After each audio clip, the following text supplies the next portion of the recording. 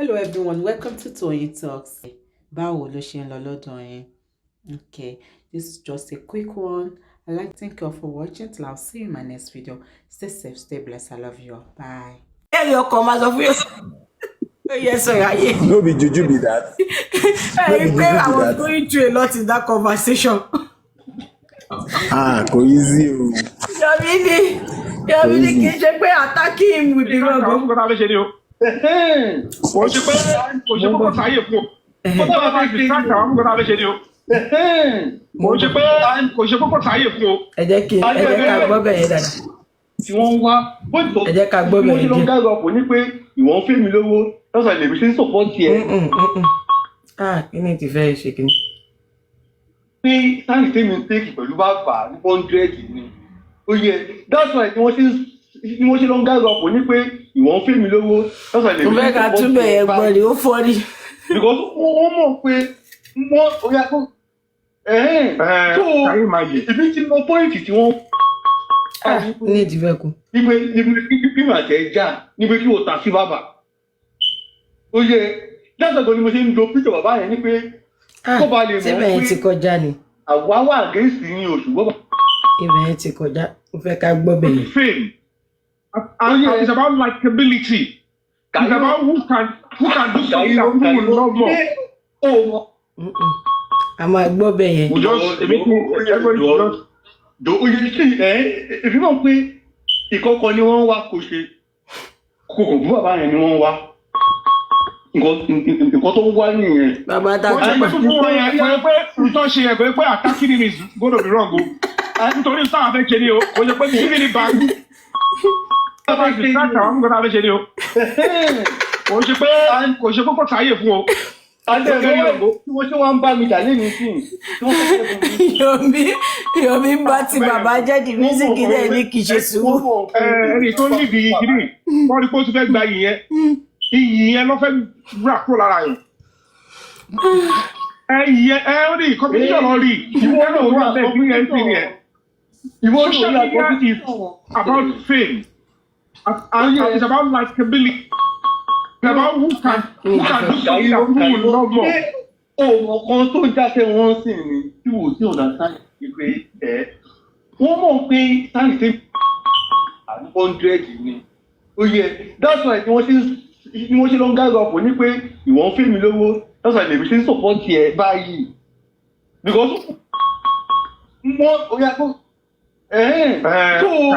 ìbí tí mo pọ́ìntì tí wọ́n wá pọ́ìntì tó fẹ́ wá ní pé níbi àtẹ ẹja níbi kí o.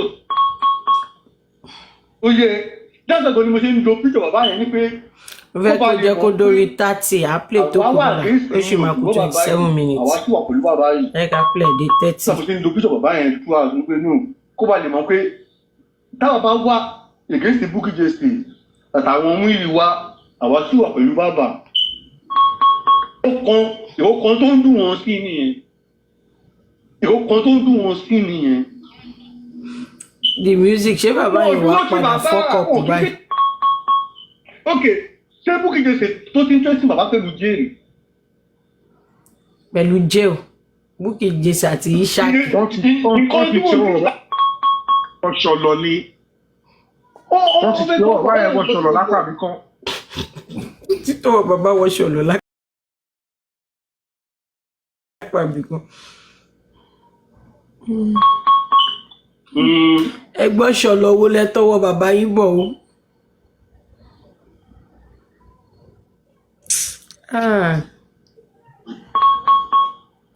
Sísà mi ẹ mo ti ẹ̀ mọ nǹkan tèmi máa ṣe first time ìjọ tí Yomi bá ti lọ sí ṣòkan èmi náà wá béèrè question lọ́wọ́ ẹ̀ pé brọ́dà mi SIA àbí CIA àbí ìjọ wo ni CCTV máa jáde àti 30 minutes yìí. Wọ́n ní gbé mi gòkè ni wọ́n ní gbé mi gòkè síbẹ̀ ni wọ́n ní gbé mi gòkè ni àyà wọn ń já ni wọ́n ní gbé mi gòkè. Ó dágbára ẹ jẹ́ ká gbọ́ dórí 30 wọn àti 30 ilé ti fẹ́ pa. Náà wèrè wo ló ṣerú àbúrò ẹ̀ bàbá òdúrà. Àbúrò máa pa wọ́n. Ẹ lọ́kùn tó yẹ gangan. Karimat. Ó yẹ. Don't be surprised nǹkan yẹn lọ́ fi negotiate kí bàbá yẹn bọ́lẹ̀ lórí justice whatever tó ń ṣe. Yes. Yomi náà ti negotiate pẹ̀lú bàbá yìí. Ó yá bóyá kí n dá Ẹ bàbá dẹ̀ ti gba royalty lẹ́yìn ni. tí o Wọ́n bá ti settle bàbá out of court. tó bá wù dáadáa bàbá yẹn kọ́ ló sọ nǹkan tó sọ. That's why they ask him to come and attack you and they have you and God wish me ni. Baba yẹn wọ́n start bẹ́ẹ̀ yẹn. Wọ́n mọ̀ pé ìwọ máa fẹ́ react. Èmi mo sọ́ba yẹn ṣe tí o bá dẹ̀ react. Wọ́n fẹ́ wọ́. Ó yẹ yes. So kò sí kékeré àná sẹ́ẹ̀. Yomi is my brother. Yomi ń jà fún mi gan. Bàbá ẹ ṣe àpèsè ní Karimo TikTok. Kí ló fẹ́ ṣẹlẹ̀ náà? Kò sí kékeré àná. Ṣé ẹ wá. Ṣé ìwà tọrọ fún lọ́wọ́ ni àwọn lọ́wọ́ tọrọ mọ̀? Jẹ́ kí n sẹ́kọ̀ọ́ fún ẹ. Jẹ́ kí n sẹ́kọ̀ọ́ fún ẹ kárí wọn. Ibi pé káwa fi mú wọn. Báyìí ni statement ìtọ́jú yẹn. Statement yẹn lè mẹ́lẹ̀ káwa padà sínsìn. Ok, ó ti pé 30. A máa play tó kù later. Ó yẹ jẹ́ ká gàdú sí nǹkan tá a gbọ́. Yomi o. Yomi 1919. Yomi Ayome. Ayome. Ẹ ti rí ibi tí dìbísì ti ń takò ẹ̀sẹ̀ pé ó sọ báyìí sí. Ó sọ báyìí sí. Ó ṣàyíwá. Ó dà pé ibi tí mo ti sọ pé ta ti sọ pé bọ́dà Yomi tẹ́ ẹ̀ bá ti ní nǹkan tẹ́ fẹ́ gbé wá fún public lọ́wọ́ ẹ yé dájọ́ fún public mọ́. Ó dà pé yẹn náà mo sì máa wá sì máa gbọ́ yẹn náà tó sọ pé Tuesday kàsùkàjí tí ò ní kankan lọ́wọ́. Yomi ò ní kankan lọ́wọ́, owó ló wá sẹ́, owó ni. Owó ló wá kò sí kankan lọ́wọ́ ẹ̀. Ẹ máa bẹ tí ìlú bàbá wọn. Àwọn múgùn tán yìí ń tẹ̀lé lẹ́yìn tán yìí believe pé kan wà lọ́wọ́ ẹ̀. Wọ́n believe pé kan wà lọ́wọ́ ẹ̀. Barrister Odumosu ló gbà wá lẹ́njọ́ yẹn àìjẹ́bẹ̀ public adragi wà bàjẹ́bàjẹ́ kásùkájí àwọn kan fi ti ganúlẹ̀ báyìí tó ti fẹ́ wo nǹkan tá fẹ́ gbé síta. Ṣó Barrister Odumosu àtàrífà òun ló bèèlì wa bọ̀ bí ṣò yẹn ṣe ń lọ lọ́wọ́ àwa àpèpè àbúdá Yomi Tuesday lè ní alpha kò tí sílẹ̀ wọ́n máa wọ́ wa ó lẹ́ẹ̀fì wọ́n lè jẹ́ Ọlọ́run ti bá wa ṣe Odumosu ti wá ń ta ẹ̀jẹ̀ kan ṣe máa ń jẹ yẹn lọ́nà. Wow. Nǹkan tó sọ nìyẹn làwa sọ fún pé kárí kò ń ṣe kéèsì Odumosu yìí wọ́n máa wọ́ wa gan-an pé next time tí ò bá ti ní nǹkan tó fẹ́ wá fún public kó má dá ọjọ́ o pé kí la máa ṣe báyìí sí lónìí ẹ̀kọ́ òun pẹ̀lọ́pàá ẹ̀kọ́ ọ̀kọ́lọ́pàá wa get back sí wa dey play. Màá wá máa rí gbogbo nǹkan bẹ́ẹ̀ màá máa gbọ́ àwọn nǹkan bẹ́ẹ̀ màá máa fetí rí nǹkan ojú rí nǹkan bẹ́ẹ̀ màá máa bẹ́ẹ̀ nìyẹn ṣe mi wá ní jára mi pé eléyìí ò ní kankan tó fẹ́ fún mi o ó fẹ́ fọṣẹ. Ó fẹ́ fọṣẹ yín lára ni. Ó fẹ́ fọṣẹ yí àwa tó ń bá àwọn àjọ sí so. Ẹ wo bí the music náà ṣe ń bẹ̀ mí pé àtorí nǹkan tá à ń wá torí nǹkan tá à ń wá kí n má dájọ́ sí lóhùn a rò pé ó gbé nǹkan dání they play. Àṣé kò gbé nothing nada kò gbé dání sọ́wọ́ Yomi. Ó lè dé dání. Ayé yẹn bàjẹ́ kò níṣẹ́ lọ́wọ́. Ṣe rí nǹkan tí mo notice nínú movement wọn yẹn ni pé láàárín àwọn mẹ́tẹ̀ẹ̀ta àwọn méjèèjì ń ṣe òtítọ́ ẹnìkan ló dẹ̀ ní àìsàn òtítọ́ láàárín àwọn mẹ́tẹ̀ẹ̀ta yẹn. Yomi, which is Yomi. You see the conversation we had, they are all mutual conversations tí ò tiẹ̀ confident wà nínú ẹ̀ they have this as in they are so relieved talking to one another kò sí jà kò sí nǹkan kan. Ẹni bá ń gbọ́ voice note yìí sí ó máa rí pé kò sí pé ẹnìkankan ní ara wọn sínú ṣùgbọ́n ẹnìkan láàrin wọn kò ṣiṣẹ́ pẹ̀lú àwọn méjì tó kù which is Yomi. Because èmi lọ bá Yomi lórí panel ẹ̀ mo bèrè lọ́wọ́ ẹ̀ pé kí ni Karimo ṣe fún ẹ ó ní pé ṣé mi ò mọ̀ pé Karimo ti ń bú òun ká tó bẹ̀rẹ̀ sí í ṣe mi ò ní gbàgbé ọ̀rọ̀ yẹn. Of course mo bú. Ṣé mi ò mọ̀ pé Karimo pẹ̀lú àwọn tó ń bú òun ó dẹ̀ mẹ́pẹ́ ni ti bú ẹ still ó dẹ̀ tún accept àti ṣiṣẹ́ pẹ̀lú ẹ you shouldn't have even had anything to do with her at all that's just the point. síbẹ̀síbẹ̀ àwọn tó ń bá ṣe lọ́wọ́lọ́wọ́ irú nǹkan tó ṣe yìí this manipulating idea àwọn máa ṣe láàrin wọn ṣùgbọ́n àti jáde because they all have a common enemy they all have a common enemy tó ń ṣe Karimo onílò àrífà àti Sam Jojo they can never come out. They can never come out and say the truth, knowing fully well that people will say, òtítọ́ rẹ̀ ni Karimo ń sọ o.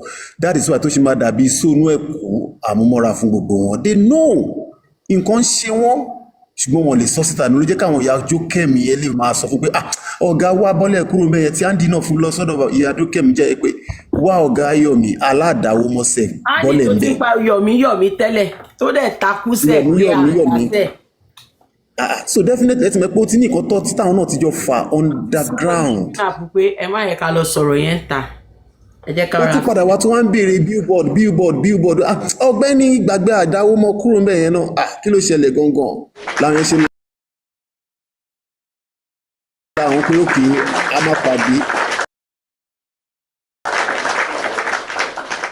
a máa pàdé lórí green app bá ṣe máa ń pàdé ó dáa kúrò ńbẹ̀ má jẹ́ káwọn èèyàn mọ́ wa sọ́wọ́ a máa pàdé lórí green app same thing la máa ṣẹlẹ̀ sáwọn láti sinẹ́ náà tẹ bá notice countenance láti sinẹ́ tó bá ti ń ṣe àwọn show kankan tó involve Yomi ó máa ń gbọ́ ó máa ń túnra ó máa ń tún jókòó ní a máa ṣe a máa fọwọ́ lẹ́rán máa wò pé a fọwọ́ parí kò ní yé mọ́ pé àṣàṣírí yóò ní tú síta báyìí ṣùgbọ́n onílé ló máa sáré kọ́ mi ni pé bọ́dà kíní kan Mr. Yomi a máa ṣe báyìí ṣùgbọ́n àṣìkò sáré fi ọ̀rọ̀ kan bò mọ́lẹ̀.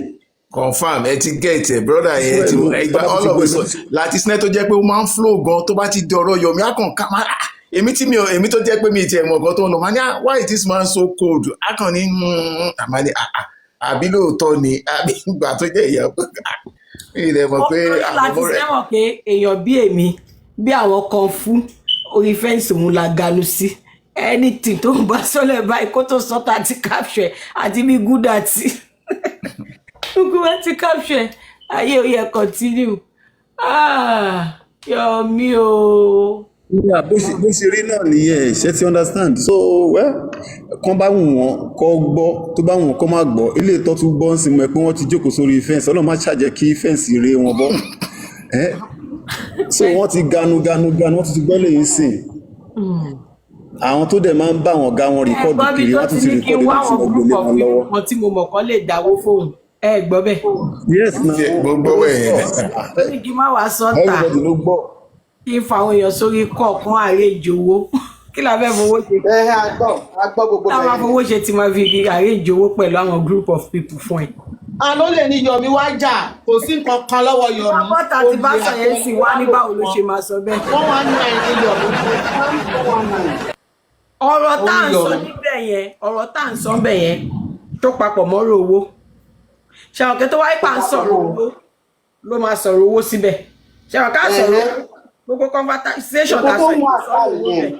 nǹkan tó wà after ń gbà yẹn nìyẹn. gbogbo conversation ẹ gbọ́ délẹ̀ sọ̀rọ̀ owó wà bẹ̀ kí ló dé tí Yomi sọ pé ìta gbọ́ tẹ́lẹ̀ ṣe mọ̀ kó sọ̀rọ̀ owó bí mo ṣe mọ̀ wá sórí pásọ̀ wá owó eléta tún play yìí ó tún ní kí n fẹ̀yìn kan sórí kọ́ọ̀lù ká máa wá ta kí wá béèrè owó lórí group call. àwa bí èmi ayélujára ọmọ mọ́ mi ẹ̀ bí mọ́ mi Lizzy bí àbọ̀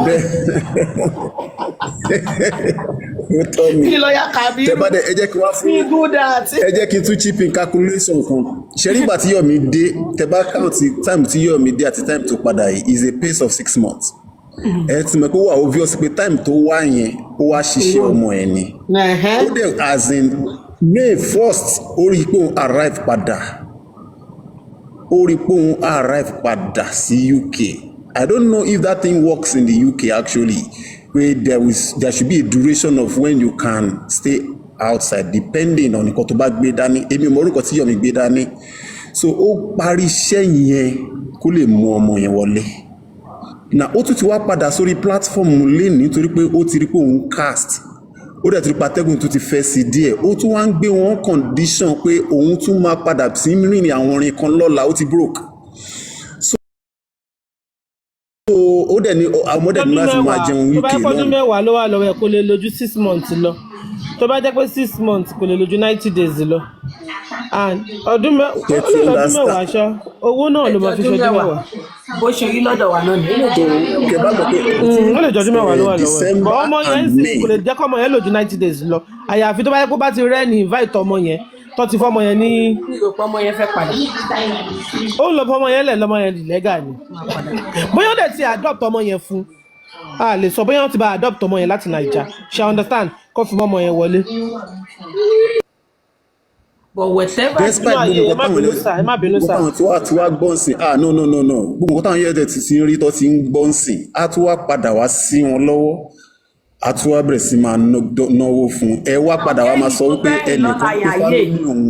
ìrìn UK ni so go flood me lọ́ máa ṣí ṣé wọn kí náírà ò ní ṣiṣẹ́ ní UK pounds àti dollars lè máa send sí àkáǹtì tí Yomi bá ṣe sí. wọ́n ti máa fowó sí PayPal fún. PayPal iye tí ẹ káàárọ̀ máa. Mọ́mí yé ti ṣe ní PayPal mọ́mí. Èmi ní PayPal kó wá sanwó sí PayPal tèmi ní accountability o. Èmi náà ní PayPal. Wàláì mo ní PayPal kó wá accountability PayPal. Focus. No accountability PayPal lè ní o. UK láti ti fẹ́ ṣe justice báyìí. Ó dàbẹ̀ Yomi ní ká máa fi PayPal lọ a máa fi UK ó tún máa lo àwọn ṣé mo ké lọ́dọ̀ wa bí mo ṣe wà yín sí ti bá gbọ́rọ̀ ṣe bí mo lọ sí UN United Nations mo lọ síbẹ̀ mo gbọ́rọ̀ Mohbad lọ àbí bẹ́ẹ̀ kọ́ so ń sìn táwọn wèrè yẹn bá rí Yomi tó ń lọ sáwọn ọ́fíìsì kọ̀ọ̀kan lọ́la tó lọ ń bá wọn sọ ṣé wọn kí wọn ò ní sọ pé kó máa lọ wọn máa gbọ́rọ̀ ẹnu ẹ̀. wọ́n máa gbọ́. just because pé wọ́n rí pé ó wọlé sáwọn ọ́fíìsì kọ̀ọ̀kan ó lọ sọ̀rọ̀ ń bẹ̀ and Yomi fẹ́ kí lẹ sọ ma. wọ́n ní Yomi is working. Oh, they will never turn their back on you. They will never close the door on you. Wọ́n jẹ́ kó wá sọ nǹkan tó fẹ́ sọ àbí bẹ́ẹ̀ kọ́. Àwọn kan ní a máa gba lọ́ọ̀yà ní UK. Gbogbo dọ́kúmẹ́ǹtì tí Yomi fi ṣiṣẹ́ ọmọ ẹ̀ òun ni conference ọlọ́pàá tó iṣẹ́ ọlọ́pàá tọ́jú àpapọ̀ yẹn. I'm doing all this and they are after my child. So gbogbo calculation Yomi nìyẹn conference tó lọ tó organize yẹn ẹ rí i pé African TV organize conference ẹ̀bẹ̀ tó ṣe PTA meeting òun wá ṣe conference ẹ̀bẹ̀ tó ṣe end of year anniversary àbí kíní event yẹn ó jẹ́ kó tantalize ju ti so ìyẹn àfi ọ̀rọ̀ burúkú tó ń tẹ̀rí ó tún wá gbé ọmọ yẹn wọ́n ní kókó lọ sí ọ̀gọ̀ǹbọ̀ ẹ rántí pé ọjọ́ tó lọ sọ́gọ̀ǹbọ̀ yẹn ó rìn lẹ́gbẹ̀ẹ́ ògiri bíi ewúrẹ́ jẹríjẹlé àgùntàn jẹmọ̀jẹmọ̀ tó gbé báàgì sẹ́yìn lẹ́pọ̀ tí wọ́n ti gbé òun kúrò nílé ní ọjọ́ tó ń làágùn fò ẹ̀ẹ́dẹ̀jọ ní mutual agreement tí bíbá ẹni tó fi ń lọ sí ọ̀gọ̀ǹbọ̀ ń gbà yẹn ó dẹ̀ sáré change gbogbo kíni ló kó papọ̀ lọ síbi tó ti ṣe dọ́kúmẹ̀ntì ọmọ yẹn I can't be doing all this and leave my child in that country. àwọn kan tó fi ṣe dọ́kúmẹ̀ntì ọmọ yẹn. bẹ́ẹ̀ni wọ́n ti ya fọ́tò gbogbo ẹ̀ ló máa kó pọ̀ ẹ ti já jù. ṣáyí pé àròjù Ìyákórèdé nínú picture àárí ọdún ìgbà tó ìwé jáde. bẹ́ẹ̀ ni jẹ́ ẹgbàgbé bó ṣe ṣẹlẹ̀ nǹkan tí mo sọ yẹn Yomi ń wá Kórèdé máyà bíi pé kò níyà.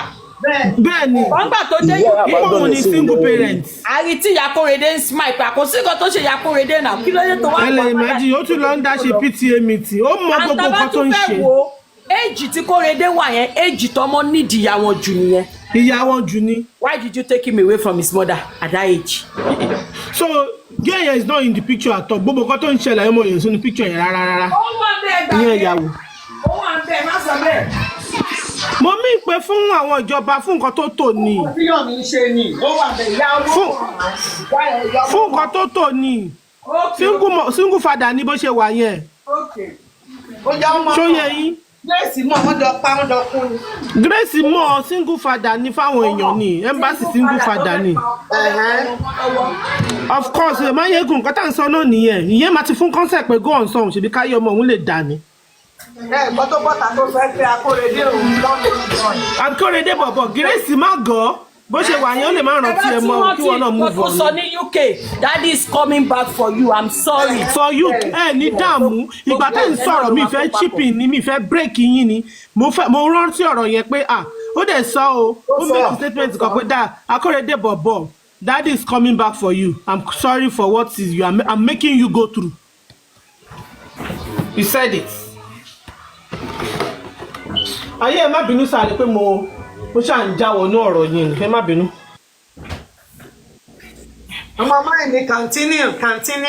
ayé à ń gbọ́ yà ń gbọ́ yìí. brother mi ń kọ script bẹ́sẹ̀ ṣe máa múlẹ̀ lọ́dọ̀ ó dẹ̀ sọ lálẹ́ yìí ó ní do you think it's easy to be entertaining for good 24 years so òun entertain J4M lójú ara ẹ̀ rántí pé ọmọ màjèsí kan ní ayé dẹ̀mí ẹ̀ légbodò torí mo ní sọ pé ó kú mo ní sọ pé ó pa ayé dẹ̀mí ẹ̀ légbodò nílédè Yorùbá ikú oró lọmọ yẹn fi lọ torí pé he was so active tí Mohbad bá wà active àwọn tó invite ẹ̀ sí show lọ́jọ́ yẹn wọ́n ní pé he was so active ó dẹ̀ padà sílé náà we in full activeness here now ó di ọjọ́ kejì àwọn ìyá ẹ̀ wọn ò gbúrò ẹ̀ mọ́ àwọn bàbá ẹ̀ wọn ò gbúrò ẹ̀ mọ́ inú kú ọmọ yẹn one way or the other tí bàbá ẹ̀ ò bá ṣe dáadáa tí ìyá ẹ̀ ò bá ṣe dáadáa táwọn ẹbí ẹ̀ ò bá ṣe dáadáa àti ìyàwó gbogbo wọn ìwọ náà tún gbọdọ̀ wá dákun tó yẹ pé òun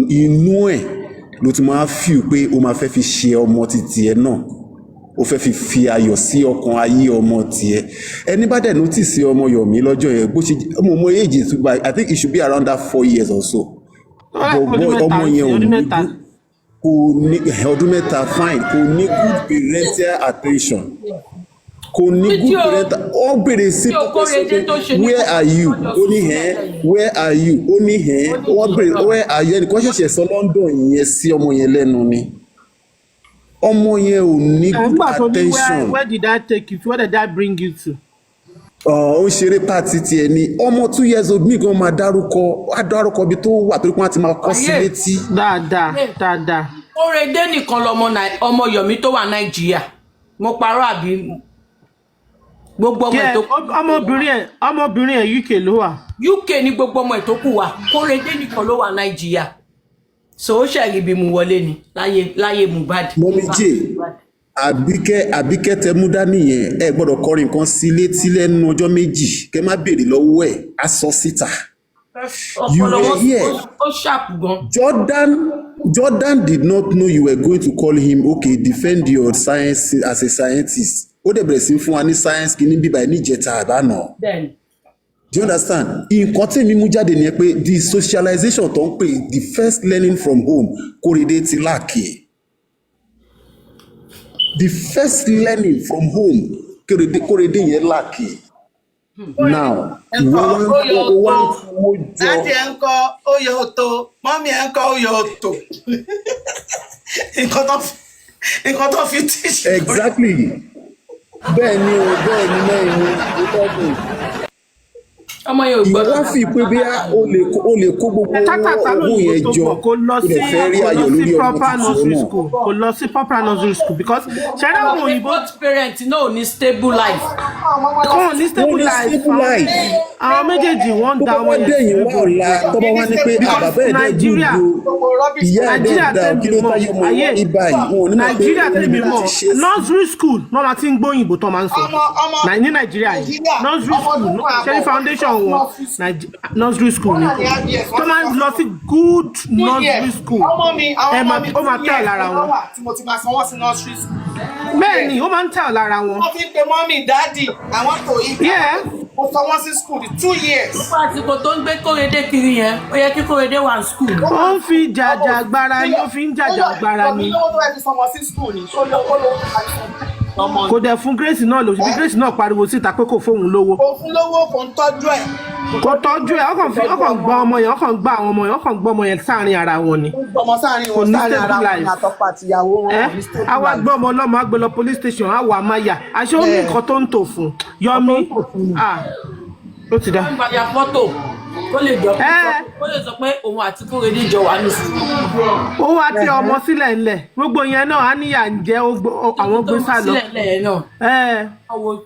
state of living àwọn. pé kán wò èkíní ìdí àwọn kí ló tẹ̀lé ẹ̀fọ́ ń jẹ òun. ibi lẹ́ńlẹ̀ yẹn state of living àwọn náà ní.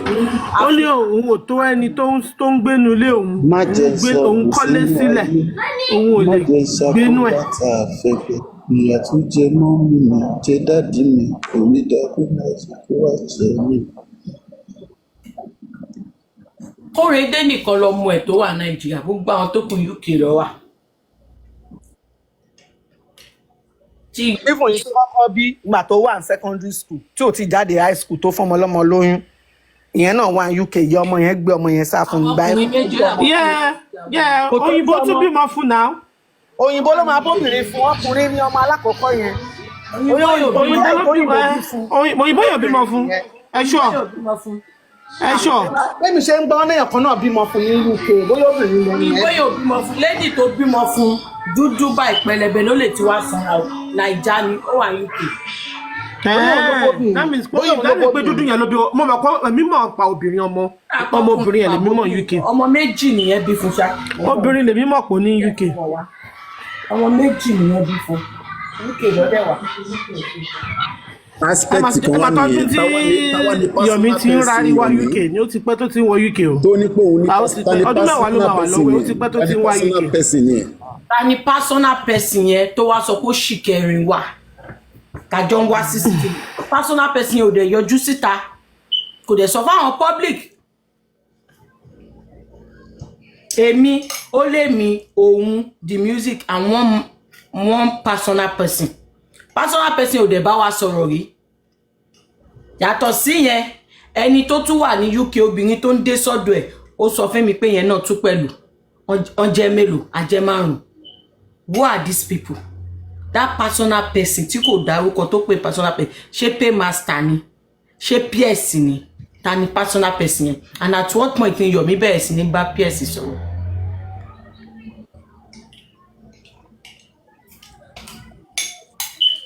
so ńgbà tẹ́yìn sọ pé mo líkì evidence síta ẹ̀yin mọ̀ àìmọye evidence ti personal person mama líkì síta ń sìn and is Yomi still working with that his personal person lẹ́yìn táwa kúrò pẹ̀lú ẹ̀ àwọn question tó yẹ kẹ́ máa bèèrè ayé sí yẹn tó rí yín bá pé o.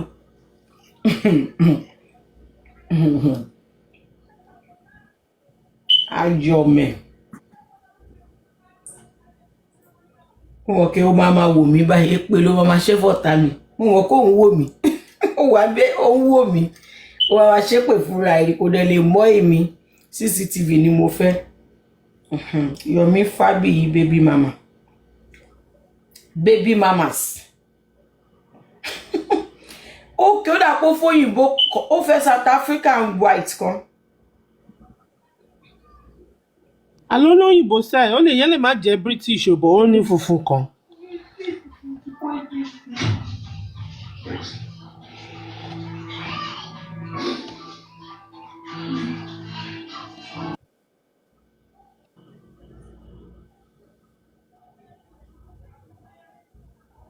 tòun àti Grace ló ń gbé wá okay Yomi Fabiyi baby mama in UK father of all nations ni Yomi ń gbà náà. Yomi kàn náwó lọ ni ó náwó torí tóun náà ṣàfẹ́ òun náà ṣàfẹ́ ṣe nǹkan kan ṣá pé kóun náà ṣá lè ríbi núra òun mọ́ ó náwó lọ níbi tiẹ̀.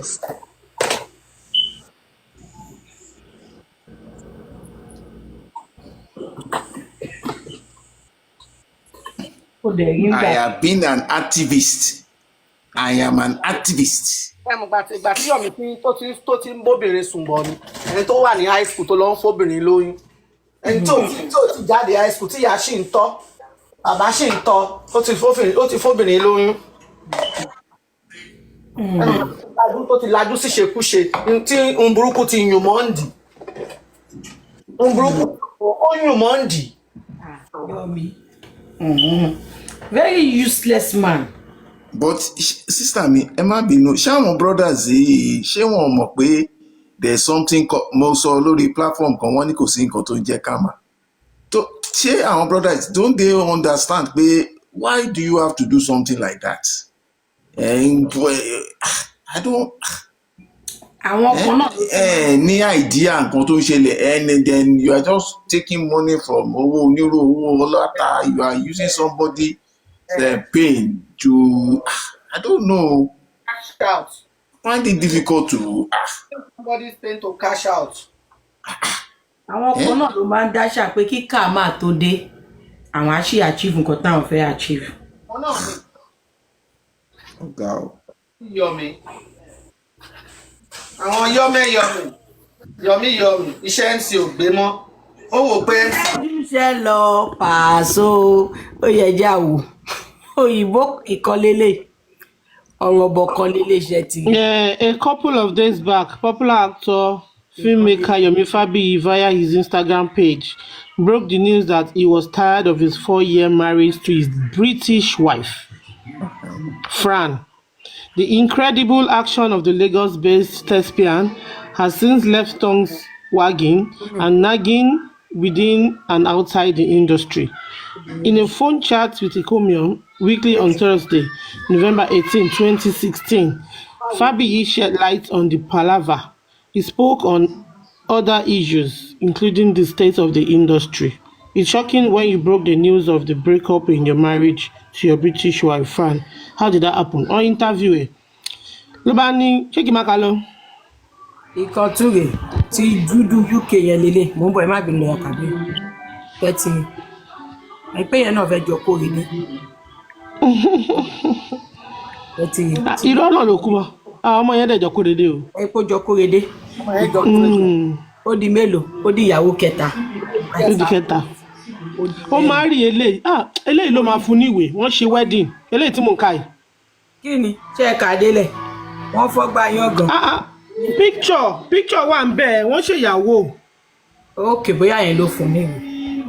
ẹ wo òun rẹ̀ wọ́n ṣèyàwó. wọ́n padà dàrú lady yẹn rí. yeah and the 4 years marriage. ìyàwó ṣẹtiri ìyàwó UK yẹn tó wà UK dúdú yẹn tó bímọ fún ṣẹtiri lady yẹn nílé.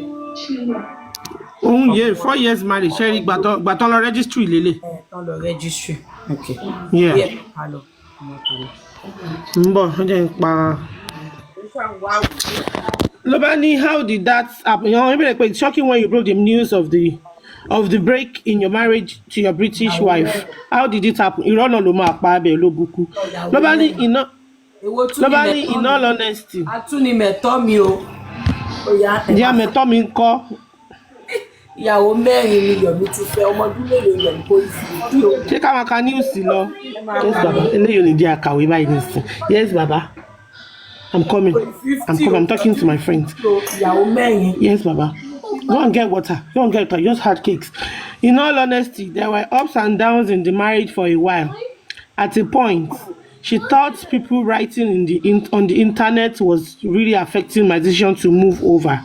I told her I am a different breed, and such talks hardly get at me. When I take decisions to be happy, provided it is nothing criminal, illegal, immoral, and antisocial, I care less about those who feel angered by such decision. I decided to quit when, despite trying to conceal the storm. Conceal. An upcoming actress who recently recruited to the UK got to know some hidden stuff and shared it with some media guys. She snitched on me and kept my marital secret at risk. I thought there is no point saying to see if it would work. Fighting to make it work and keep the storm secrets was just too much for me. I chose this November trip to London to make the announcement before they misinform people by half-baked story that really hurts. Half-baked story. Omani, when did you notice the marriage could no longer work? Lobani, last time your phone is ringing. Lobani, when did you notice the marriage could no longer work? Lobani, you never wish your marriage would not work. Marriage is different from living partner or dating. I just felt that she would take the bull by the horn and walk out. Aside the reason of long distance and her refusal to join you in Nigeria, as she promised, what other reasons would you say? Normally, the reason of long distance and refusal to join you in Nigeria, as she promised, what other reasons would you say were responsible for the crash of the 4 years union? No other reason that I know of. Long distance gives room for infidelity and other negatives. It's just avoided. The most obvious and tenable reason. Hilary? Continue Kim Smith yẹn ni mo bá ẹgbẹ́ kan ṣọ́ra wọn. Wàláhì Yomi ló kọ kínní. Ṣé rí gbogbo àwọn òyìnbó ẹ̀ ni mò ń kà yìí? Ló bá ní no other reason that I know of. Long distance gives room for infidelity and other negatives. It's best avoided. The most obvious and tenable reason is what you highlighted. It is so sad because she is such a wonderful woman. Number two, a lot of women may. A lot of people may not reason with you on your excuse of staying back in Nigeria because of your career so far. And there are lots of your colleagues in the UK that are doing well in their career. What's your reaction to this? Lobani, I hate to repeat this, but I will begin traveling to the UK as an artist in 2005. In 2005. When I had little or no relevance of recognition, I weathered and stormed and returned after 3 weeks. 3 weeks holiday. Then, because I believe I will make it in here in Nigeria, everybody needs a belief system, and mine works well. I don't think I should abandon it now. To be honest with you, I was deceiving myself when I thought the only negative marrying Fran would bring then is that some people will say a white woman.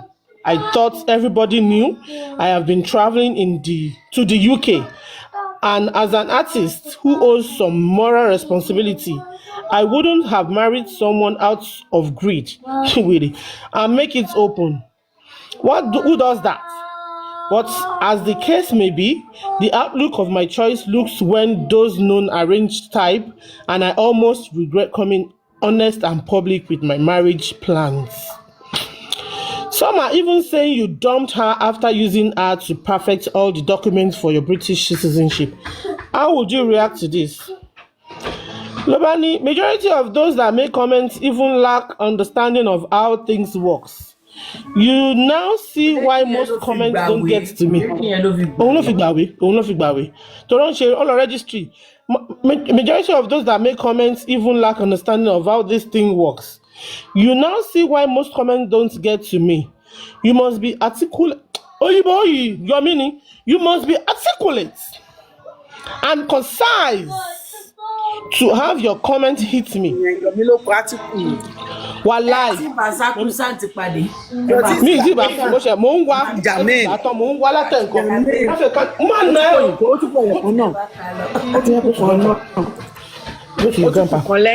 Majority of those that make comments even lack understanding of how this thing works. You now see why most comments don't get to me.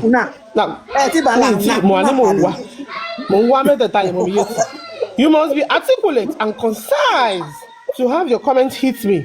If I had pursued the citizenship, I would first be issued a 5-year temporary spouse visa. At the expiry of that, if and when I comply to set down immigration rules, then I get that renewed to indefinite leave to remain. Normally, perhaps after 6 months, perhaps after 6 months, I will denounce my Nigeria citizenship and do a citizen test, only test of English here. It is after the success of this that I can become a British citizen. If we are not together the first 5 years and get her to support my application for indefinite, I become an illegal immigrant, 100%. Now, ask yourself, is the marriage up to 5 years? No. If I have the papers, will I ask for divorce? I hope you understand this process. I take the plan to explain. I appreciate the fact she wanted me to be a citizen, but I'm not ready for such now. I don't even see myself living in the UK soon. My career is just gathering shape. She promised we are living in Nigeria and she will easily get employed. Hence, we went further for the wedding plans before she changed that should be the one to process and come. That I should be the one to process and come. I said no because I'm not ready for that now. Normally, that was the beginning of our marital. Okay, we're not looking sorry. That was the beginning of our marital storm. I must add this because she needs these things. Go to the sitting room now. That was the beginning of our marital storm. I must add this because she reads these things. I did not receive a kobo in transfer from her or through anyone throughout the marriage. She spent directly whenever we were on holiday, or she bought anything for us for me. I said this because it is either paper or about money. No matter the situation, some people will still have some dignity left in them. It is my life and my marriage. I went this route without remorse because I choose to lead the campaign for for a free Nigeria. People should be free to make a choice, and if nothing criminal, immoral, antisocial, or illegal, we must respect it. I just want to also make a point. Now, how would you describe a 4-year journey with Fran? Lobani, it is an experience. I love the fact that at that stage of my emotional life, I was bruised by past failed relationship and came on to stabilize me. I needed emotional stability and wouldn't say I made a decision when I was weak. I just wanted to be loved and trust that the woman meant it and she is saying the truth. I ended up believing her when she said I tick all her boxes. I believe because I am the opinion she won't be lying about and what feels and what she feels. Excuse me. She didn't give me the reason there was another man. Didn't give me reason that there was another man compared to some I was encountering during that time. Did